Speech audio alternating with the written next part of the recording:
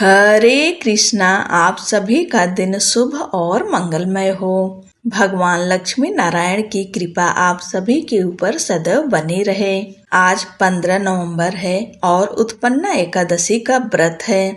आज के दिन उत्पन्ना एकादशी व्रत कथा श्रवण करने मात्र से ही भगवान विष्णु और माता लक्ष्मी की कृपा सदैव बनी रहती है। आप सब भगवान विष्णु और माता एकादशी का ध्यान करते हुए एकादशी व्रत कथा का श्रवण करें। धर्मराज युधिष्ठिर कहने लगे कि हे भगवान, मैंने कार्तिक शुक्ल एकादशी अर्थात प्रबोधनी एकादशी का सविस्तार वर्णन सुना। अब आप कृपा करके मुझे मार्गशीर्ष माह के कृष्ण पक्ष की एकादशी के विषय में बतलाइए।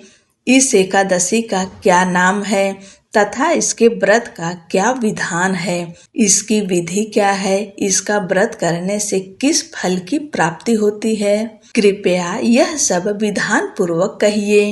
भगवान श्री कृष्ण बोले, मार्गशीर्ष माह के कृष्ण पक्ष में आने वाली इस एकादशी को उत्पन्ना एकादशी कहा जाता है। यह व्रत शंखों द्वार तीर्थ में स्नान करके भगवान के दर्शन करने से जो फल प्राप्त होता है उसके बराबर पुण्य मिलता है।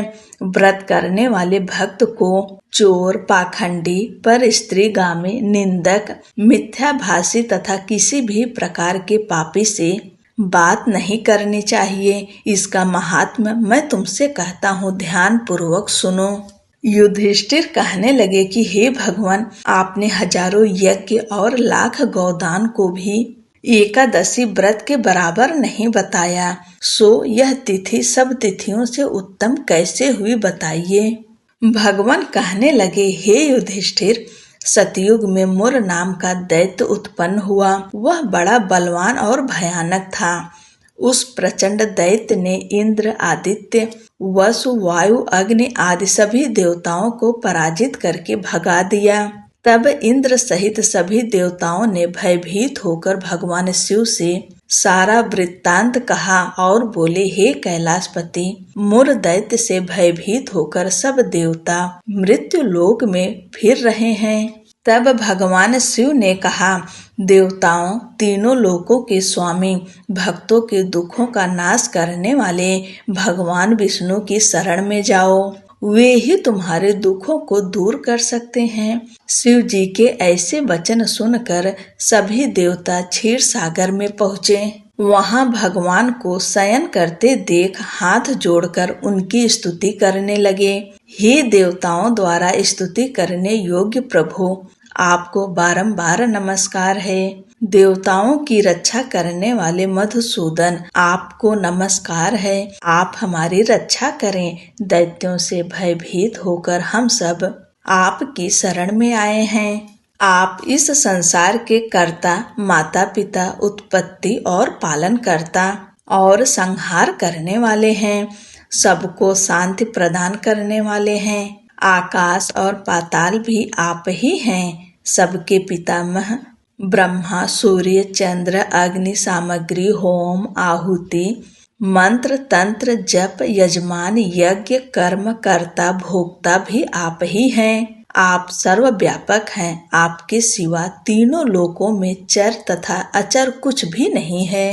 हे भगवान, दैत्यों ने हमको जीत कर स्वर्ग से भ्रष्ट कर दिया है और हम सब देवता इधर उधर भागे भागे फिर रहे हैं। आप उन दैत्यों से हम सबकी रक्षा करें। इंद्र के ऐसे वचन सुनकर भगवान विष्णु कहने लगे कि हे इंद्र, ऐसा मायावी दैत्य कौन है जिसने सब देवताओं को जीत लिया है? उसका नाम क्या है? उसमें कितना बल है और किसके आश्रय में है तथा उसका स्थान कहाँ है? यह सब मुझसे कहो। भगवान के ऐसे वचन सुनकर इंद्र बोले, भगवान, प्राचीन समय में एक नाड़ी जंग नामक राक्षस था। उसके महापराक्रमी और लोक विख्यात मुर नाम का एक पुत्र है। उसकी चंद्रावती नाम की नगरी है।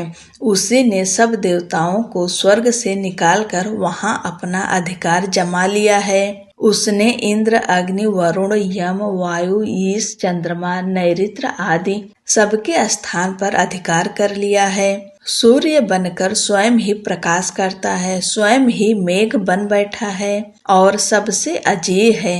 हे असुर निकंदन, उस दुष्ट को मारकर देवताओं को अजेय बनाइए। यह वचन सुनकर भगवान ने कहा, हे देवताओं, मैं शीघ्र ही उसका संहार करूंगा, तुम चंद्रावती नगरी जाओ। इस प्रकार कहकर भगवान सहित सभी देवताओं ने चंद्रावती नगरी की ओर प्रस्थान किए। उस समय जब दैत्य मुर सेना सहित युद्ध भूमि में गरज रहा था, उसकी भयानक गर्जना सुनकर सभी देवता भय के मारे चारों दिशाओं में भागने लगे। जब स्वयं भगवान रणभूमि में आए तो दैत्य उन पर भी अस्त्र शस्त्र आयुध लेकर दौड़े। भगवान ने उन्हें सर्प के समान अपने बाणों से बींध डाला। बहुत से दैत्य मारे गए, केवल मुर बचा रहा। वह अविचल भाव से भगवान के साथ युद्ध करता रहा। भगवान जो भी तीक्ष्ण बाण चलाते, वह उसके लिए पुष्प सिद्ध हो जाता। उसका शरीर छिन्न भिन्न हो गया, किंतु वह लगातार युद्ध करता रहा। दोनों के बीच मल्ल युद्ध भी हुआ। 10,000 वर्ष तक उनका युद्ध चलता रहा, किंतु मुर नहीं हारा। थक कर भगवान बद्रिकाश्रम चले गए। वहां हेमवती नामक सुंदर गुफा थी। उसमें विश्राम करने के लिए भगवान उसके अंदर प्रवेश कर गए। यह गुफा 12 योजन लंबी थी और उसका एक ही द्वार था। विष्णु भगवान वहां योग निद्रा की गोद में सो गए। मुर भी पीछे पीछे आ गया और भगवान को सोया देखकर मारने को उद्धत हुआ। तभी भगवान के शरीर से उज्जवल कांतिमय रूप वाली देवी प्रकट हुई। देवी ने राक्षस मुर को ललकारा, युद्ध किया और उसे तत्काल मौत के घाट उतार दिया। श्री हरि जब योग निद्रा की गोंद से उठे तो सब बातों को जानकर उस देवी से कहा कि आपका जन्म एकादशी के दिन हुआ है, अतः आप उत्पन्ना एकादशी के नाम से पूजित होंगी। आपके भक्त वही होंगे जो मेरे भक्त हैं। बोलो लक्ष्मी नारायण की जय। जय श्री हरि।